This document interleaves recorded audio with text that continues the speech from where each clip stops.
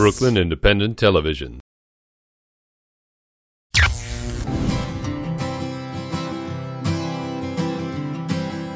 Brooklyn boy, born and raised, chopping lines. Hey, hey, it's my birthday.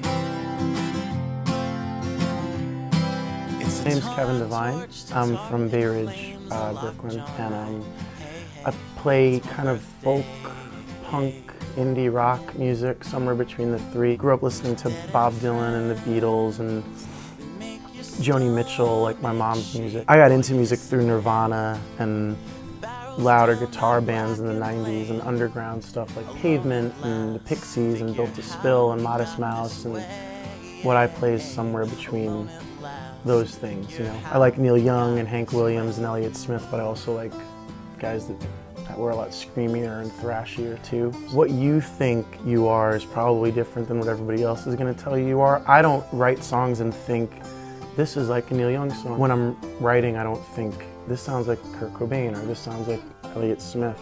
But somebody else might, and that's kind of other people's jobs, I feel like, to categorize you that way. But I tend to write pretty wordy stuff that's pretty much based in either like a rock or a folk tradition. So those are people that I grew up loving and listening to a lot. So if I get compared to them, I understand it, and it's not like I'm not bummed about it, you know. But I also don't think I'm as good as Bob Dylan or Nirvana or any of those people. But if someone wants to say it reminds them of that, I'll take it. Charcoal clouds, spot and spray, they kill the sun. Hey, hey, here it's back break. There's a song, Brooklyn Boy, that was on this record, Put Your Ghost to Rest, which was the last one we did. I started humming that line, this melody line, and that title sounded to me like something like from a Jackson Browne song or something from the 70s, and the alliterative thing. The song itself really has very little, to do geographically or whatever with Brooklyn. It's kind of like a one person's story about kind of getting lost a little bit, so it might be misleading. When Paxton put the Brooklyn Boy video up and it got a bunch of views, there was definitely some kids that went and wanted to see what this Brooklyn Boy song was about and kind of were like, what's this, garbage, because it wasn't really hard or whatever. But yeah, the title just sounded cool to me more than anything else. And I figure I can lay claim to it. I grew up in Bay Ridge, and I lived here till I was 12, I think. Yeah, I lived in Manhattan. I went to Fordham University up in Lincoln Center, and I lived up there. And then I've been back in Bay Ridge since 2000, so about 21 of 29 years I've been in Bay Ridge. So there's something about the neighborhood that I'm drawn to. There's something about New York in general that I'm always drawn back to. The last 3 years in particular, I've traveled a lot for this. I play like 200 shows a year. But when I come back here, it makes sense to me more than any other place does. And Bay Ridge it's where I'm from. And in a lot of ways, I'm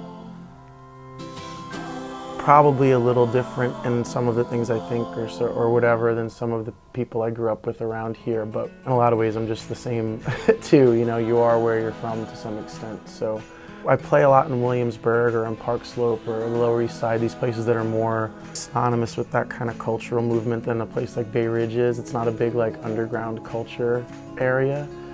But I like being able to come back here and not be surrounded by everyone you meet is in a band or is writing a screenplay, so it's nice to have a little bit of a break from that and come back to a place that's kind of normal, whatever the hell that means, All the records I've done, I write all the songs on acoustic guitar and sort of build them from there.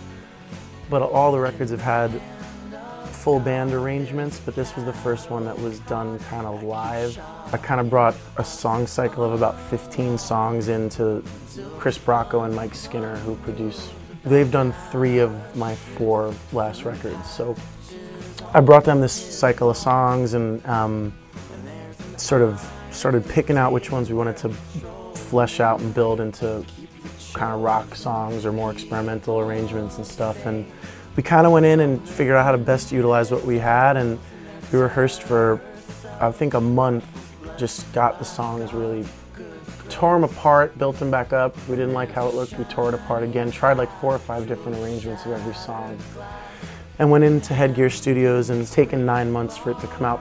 So far the response has been the strongest to anything we've done. It's really been kind of uniformly positive, and that's encouraging because I like it a lot, and I think you should always like the new one best because that means that you're still trying new things and stepping forward. You might like the new one best and no one else might, but I really like this record, and I think it's the first step to anyone else liking it. If you don't like it, it's probably not very good or very worthwhile. So I would love to be in a position where I could continue to grow in this kind of as organic a way as possible. I have a really nice career in the sense that I don't really have to have a whole lot to do with the music industry, and I get to keep somehow building little by little. But if I was in a place in 5 or 10 years where I was pretty much selling out 500 to 1,000 seat venues and not having to maybe be on tour 8 or 9 months a year but 5 or 6 months, I would consider that largely successful. And if it never gets to the place where you're like on the cover of Rolling Stone or something like that, that's totally fine because it's a pretty great way to make a living. So. Oh, what a joy to finally be free.